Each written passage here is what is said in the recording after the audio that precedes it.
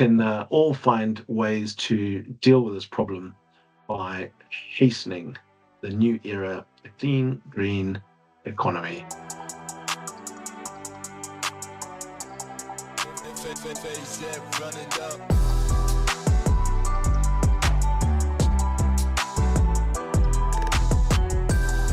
So I was drafted by Nigel Topping, the high-level champion for COP26, onto the extended UNFCCC team, which was known as the Climate Champions. And I was one of the first 5 people on that team. And initially, our goal was just to involve business and civil society in putting pressure on the parties. So the Conference of the Parties, that's the governments, putting pressure on the governments to get their ambition up in advance of going to make their announcements at COP26 in Glasgow. So that effort started a considerable amount of time before COP26. As it was, COP26 was postponed a year because of the pandemic. So I was on that team for an 18-month contract. And after we launched the Race to Zero and the Race to Resilience, which were global campaigns both on mitigation and adaptation, we then split into a sector-by-sector team structure in order to get each sector on board with science-based pathways. And the sector that I was asked to lead was aviation, and aviation was left out of the Paris Agreement along with shipping. As a hard-to-abate sector, it was found too challenging in Paris to know how to bring international emissions from aviation and shipping into the framework of the nationally determined contributions that country by country needs to commit and deliver. So it was left out and left for another day, and that became my challenge.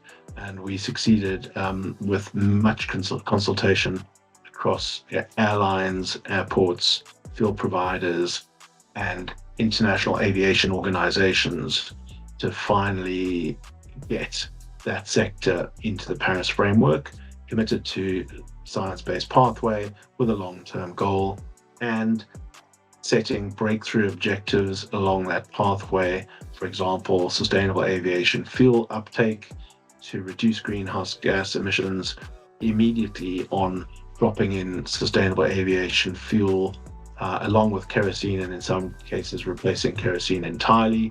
And that's an immediate uplift, which now various airlines are doing.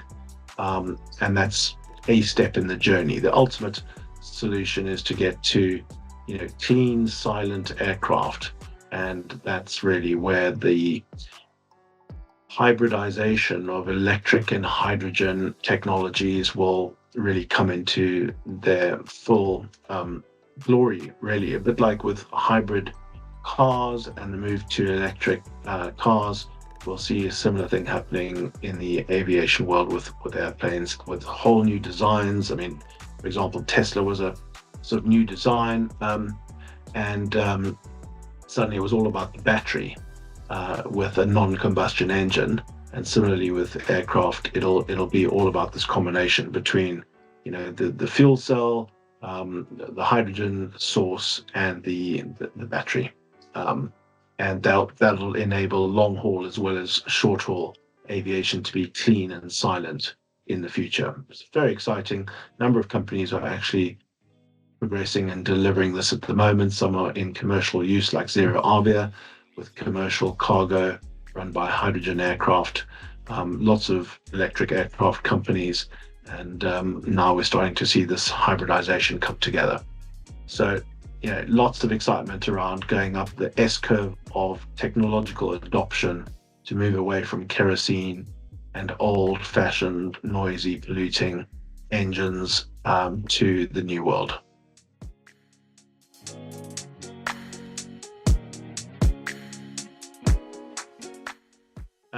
Definitely not, although there's never a one size fits all in terms of a generalization on, global action on climate change. There are always exemplars and case studies of people both in the private and the public sector and the third sector doing extraordinary things. And I think, in some ways, the UK has really been a bit of a pioneer, which is pleasing to see, because if you think about Great Britain having pioneered the steam engine and the fossil fuel era, now what we're really trying to do is pioneer the post-fossil fuel green economy. And so you really want to, and you kind of are almost obliged to see or to try and find a way that Great Britain leads on that. And I'm pleased to say that our Prime Minister has just been at COP29, increasing the UK's ambition on the reduction of greenhouse gases on 1990 levels by 2035 to 81%. And that's on the back of, the UK being the first country in the world to pass the Climate Change Act in 2008, and then the net zero legislation in 2015. And so even though we've had some setbacks, certainly in the last 5 years under the last government, we did have some setbacks moving away from green energy and re-incentivizing more fossil fuels like drilling for oil and gas in the North Sea, new licenses, 100 new licenses signed off by the Rishi Sunak government, allowing coal mines to go ahead in places like Cumbria when there was a big move prior to that to bring coal to an end. And now we're sort of back on track. We have now stopped coal. That's the last coal-fired power station has now stopped, reached its end of life. And actually, coal mines have just been banned this week in the future for the UK. So the UK is stepping up again, and that's just one example. There's many other countries that are doing extraordinary things. And this is not only on the climate mitigation front, but also on the adaptation, sort of biodiversity regeneration front. You take Costa Rica, one of the first countries to set a target of eradicating all fossil fuel use and regenerating its ecosystems. And Costa Rica is now a world leader on that. So there are many examples. It's also nice to see Australia, for example, one of the biggest exporters of fossil fuels with a huge carbon footprint, given its hydrocarbon resources, how they've flipped to now really innovating on green energy by a change of government. So it is political. We unfortunately have seen a new president-elect coming in who is not on that journey in America, who wants to take the US out of the Paris Agreement. He did that in his first term in 2016, and then he wants to do that again now. And, again, go backwards in terms of re-incentivizing fossil fuel drilling and pollution, ironically, when the rest of the world are right now in Azerbaijan trying to work out how to accelerate the opposite, the transition that was agreed to move away from fossil fuels. There was a lot of debate about the wording in COP28 of transitioning away from fossil fuels. Was it transitioning, completely in a shorter time frame or a longer time frame? A lot of debate about that with loss and damage clauses, etc., because obviously some countries, and mainly the developed ones, have been using fossil fuels for a lot longer than some of the emerging economies. So there's a bit of a balance that needs to be struck in terms of when countries terminate their fossil fuel power stations. So a lot is being done, but it really is frustrating that internationally we can't quite agree on the pace of winding down our fossil fuel dependence. So there's a lot of vested interests in trying to keep fossil fuels alive, whereas the goal is really to bring fossil fuels to an end.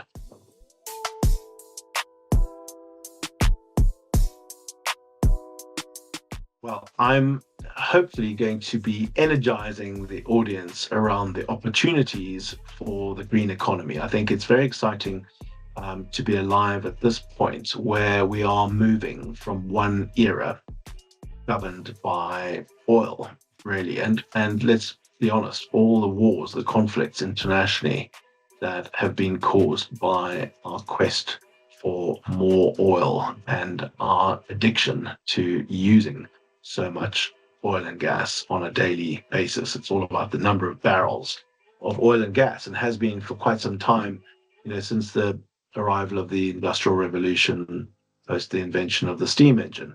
Again, I mentioned earlier, Great Britain pioneered that. And so we have a responsibility now in terms of moving to the post-fossil fuel era. So I'd like to energize people in the audience about opportunities to be involved in that, both in the private sector, in business, but also in the public sector, in the third sector.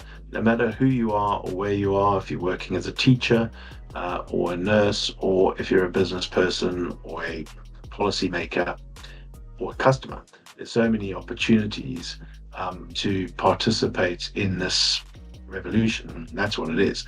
If you think back in history, people talk about how there was the Bronze Age and the Iron Age and the Stone Age. Those ages didn't end because they suddenly ran out of stones or bronze or iron. They moved because humans are very good at adapting. And so we moved to the next era, and we found the next energy source that made sense for that community or that population. And at one point we were using wind because of sailing ships being the best way to drive international trade. And hence, the British East India Company was born on the back of that international trade routes, because we were a great naval nation. Unfortunately, that also brought in the era of human slavery, because then there was the temptation to effectively have cheap slave labor to help with the powering of those ships, but also the trade of slaves themselves. So that became socially totally unacceptable, and we needed to find a way to end or abolish the slave era. Thankfully, we had abolitionists like William Wilberforce and his colleagues John Newton and others who were able to pass in the House of Commons legislation preventing British ships from using slaves at a point in the 1830s where suddenly it became illegal. And then America followed, even though they had a big civil war over the abolition of slavery. It came to an end in America, and then we moved to a new era. The actual new era we moved to was the fossil fuel era. So fossil fuels replaced human slavery.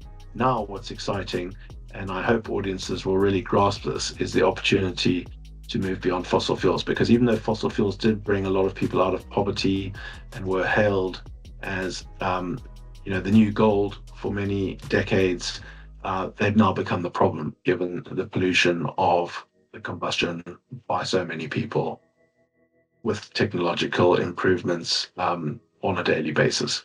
So we can all find ways to deal with this problem by hastening the new era, a clean, green economy, which will provide opportunities for all with infinite energy and the ability to address inequality in the world, social upliftment, and the eradication of poverty.